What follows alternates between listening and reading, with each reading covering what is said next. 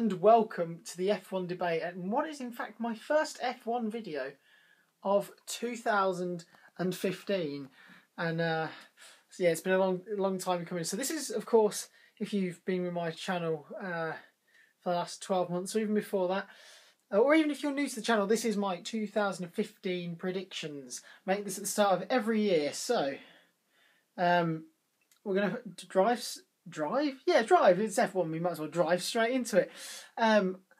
It is my prediction for the Formula One World Champion.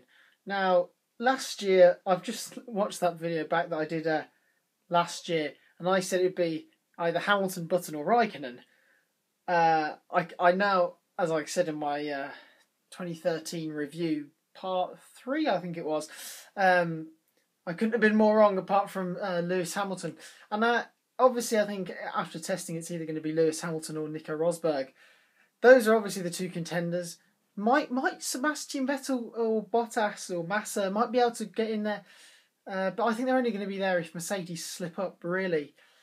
So my world champion is going to be this guy again, Lewis Hamilton. I've just realised that's probably backwards for you, but never mind.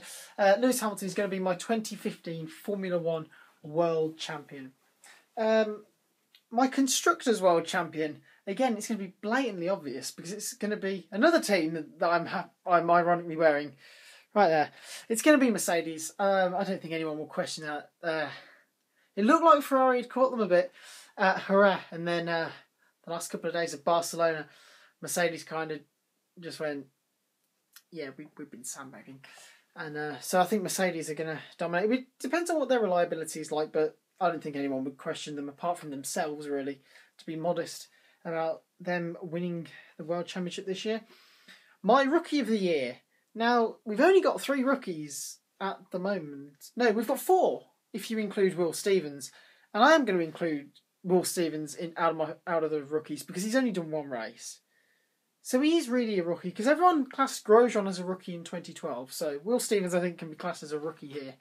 So we've got Verstappen, Sainz, Nasser, and Will Stevens. And there is that other seat at ManaGP that is up for grabs, and congratulations to Mana to make it to the grid.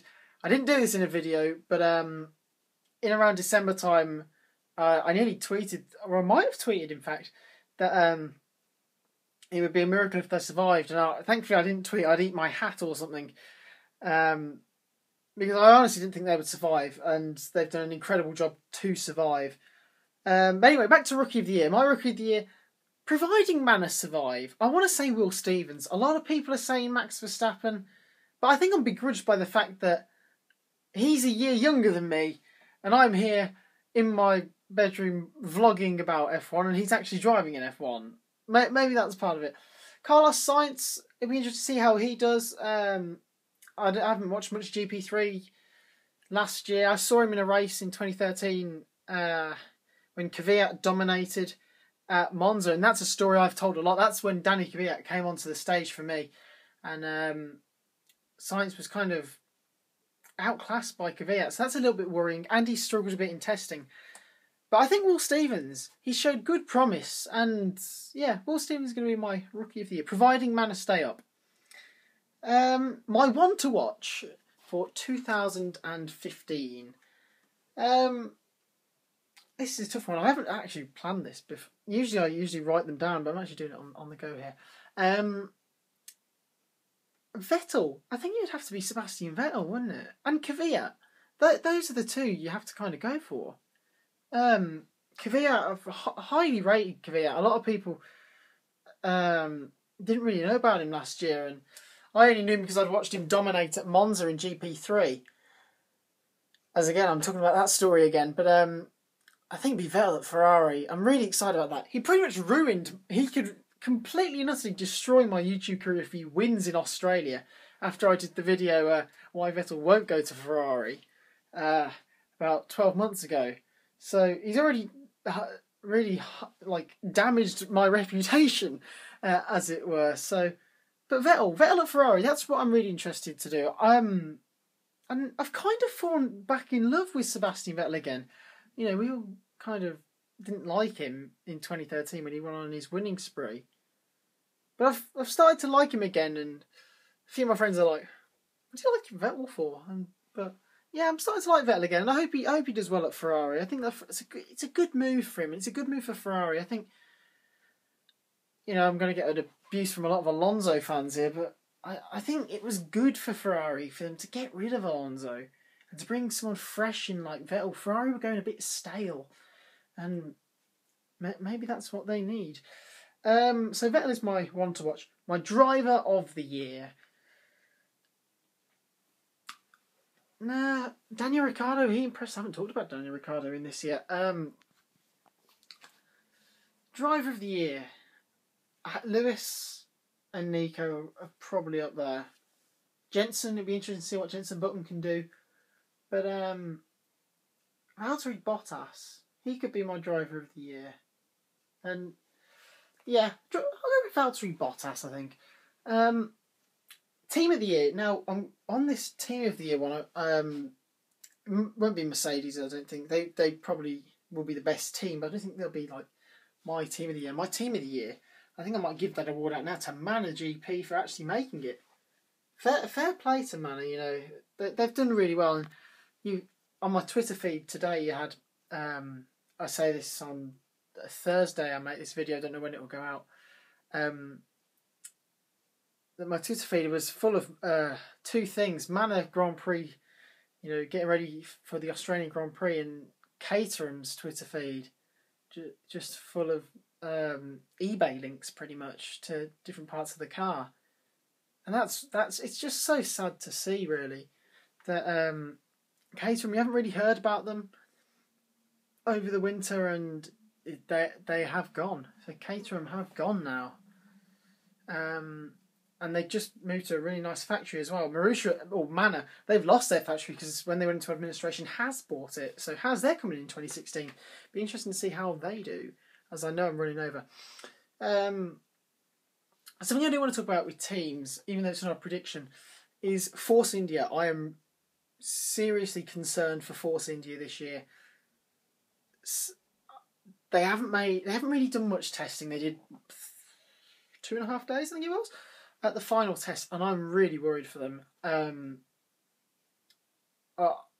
There is a real chance that Force India could be pretty much bottom of the pecking order come Melbourne, and I'm really worried for Force India, and I hope the car's quick.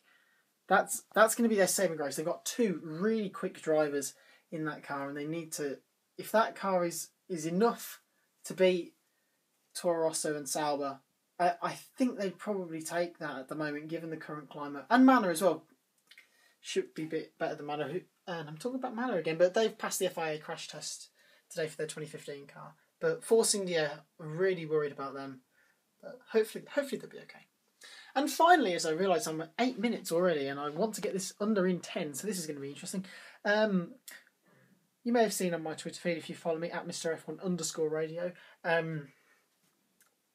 that Sky and Jenny Gow, Sky and BBC really, been doing a couple of Twitter debates, and I asked them the same question, and it was interesting to see what their response was. Simon Lazenby, I do want to take his job one day, but anyway, Simon Lazenby, I asked the question: do you think Williams and or Vettel will win a race this year?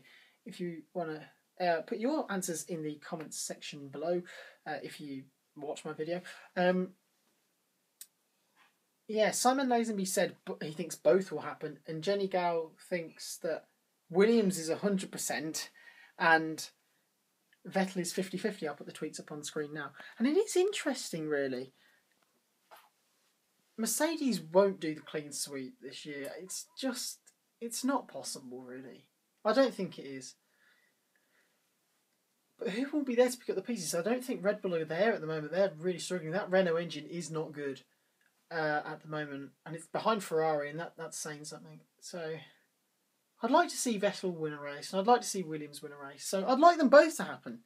And also I asked Jenny Gow on Guido van der Garde. He's suing Sauber because he was supposed to have a 2015 race seat, and they gave it to Felipe Nasr and Marcus Ericsson for a bit more money than Guido van der Garde can come. And I really like Guido van der Garde. I really rate him. A lot of people don't. I really like him. But something I would say, would he be better? He might get a drive in Melbourne because they never put him in if he wins his legal battle. But would he be better off going and getting the Manor seat? That's what I think he should do. Jenny Gow agreed with me on that. Should go and get the Manor seat rather than just trying to get one race in Melbourne. But what do you think about that? Put your answers in the comments below. Show and Survival, that will be coming up. I have recorded the Newcastle game. I'm going to do it as a double episode with the West Brom game that I went to the other day. Cracking game. But yeah, that's it. Hopefully I'll get another F1 video out before review preview episode. I don't know what episode it is. The first one of 2015. But until next time, guys, goodbye, and we'll see you in Melbourne.